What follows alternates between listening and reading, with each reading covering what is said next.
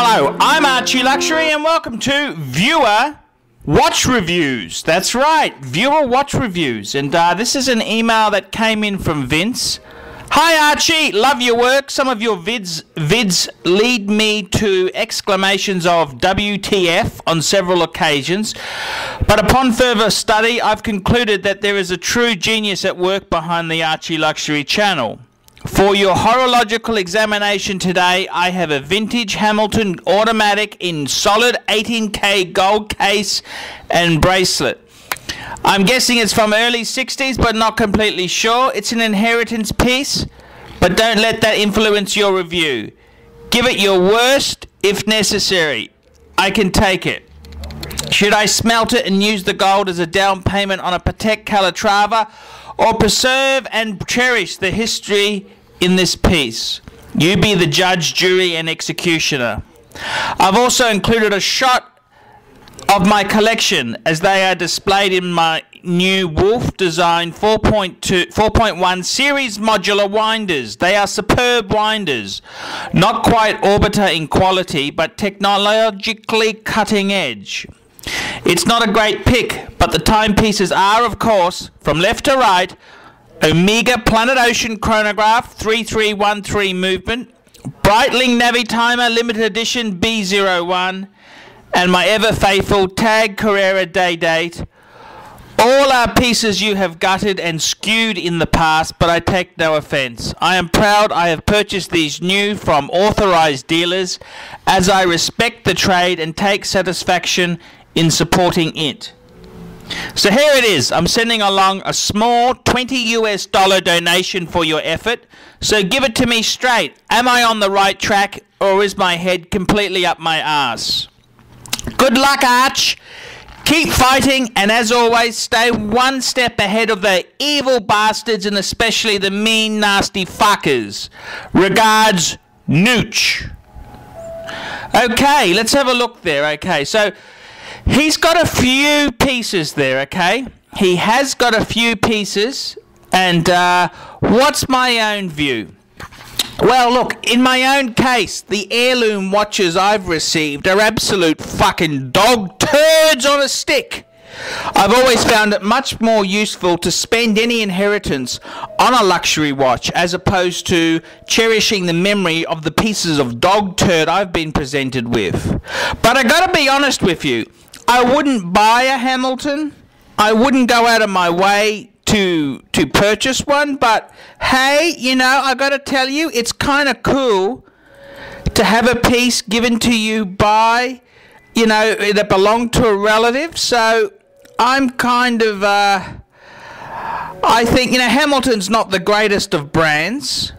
You know, that they were never that expensive. You know, it's like pocket watches, the Waltham pocket watches. They really weren't that great, but Hamilton did have, their glory years were certainly 50s and 60s. So if it's solid gold, I gotta cut you some slack and say it's reasonable.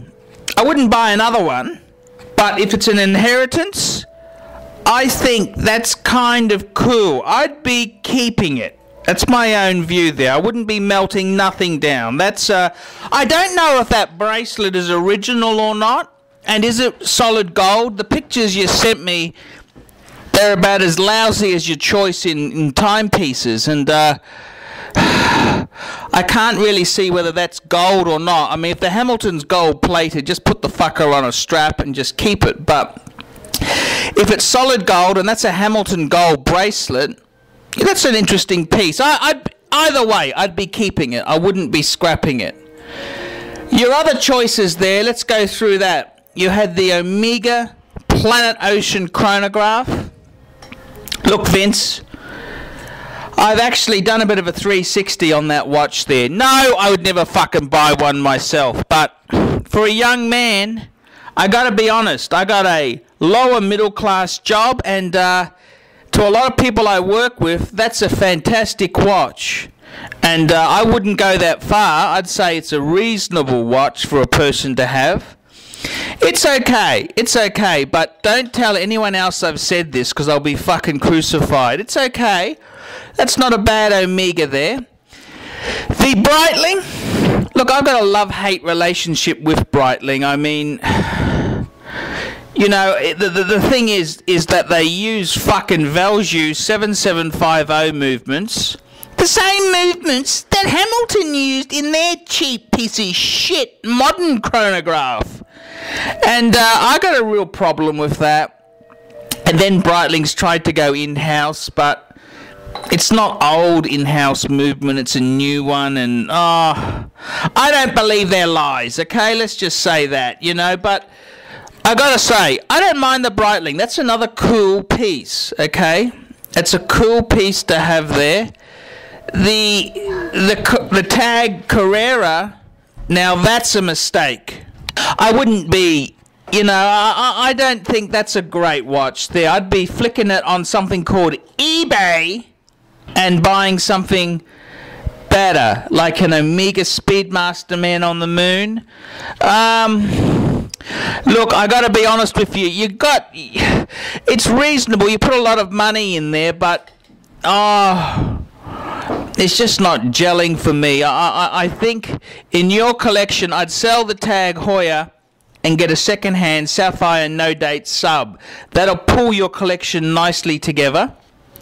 So you'd have the Hamilton in 18 karat. That's a nice, you know, inheritance piece that you've received.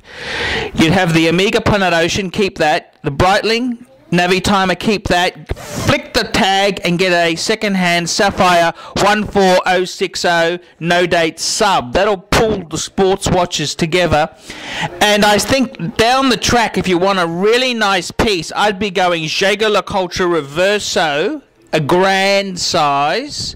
That'll kind of pull it all in together. And look, it's not a great collection. There's mistakes there, and it's not the greatest of collections. But I don't mind the Omega, don't mind the Breitling. Keep the heirloom you inherited. That's okay. The Wolf modular winders, they look pretty cool. I got to say that myself. They're pretty cool. I've got an Orbiter myself. The biggest problem I've got, if I'm not home, I can't leave my fucking Patek on the Orbiter because it doesn't fit in the safe, and it's just hassle, you know. I mean, I think it's just eventually I'll work from home and I can keep my another piece on a winder, but they're really cool winders. As far as, I've got to say one thing, Vince, that really does fuck me off, and that's where you said, I am proud to have purchased these new from authorized dealers. Fuck, you paid too much.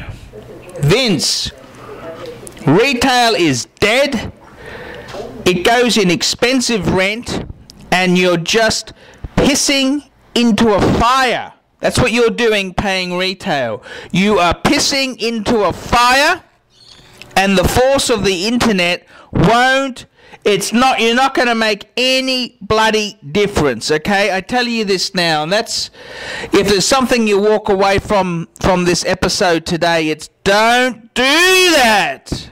Don't do that. Retail is dead. It's for suckers. And, that dog shit collection you've got there, I mean, Jesus Christ, you can't have paid retail for all that garbage. I hope you got hefty discount. That's all I can say. I would have expected some bloody hefty discounts. I'm ArchieLuxury, and this has been Vince's Collection.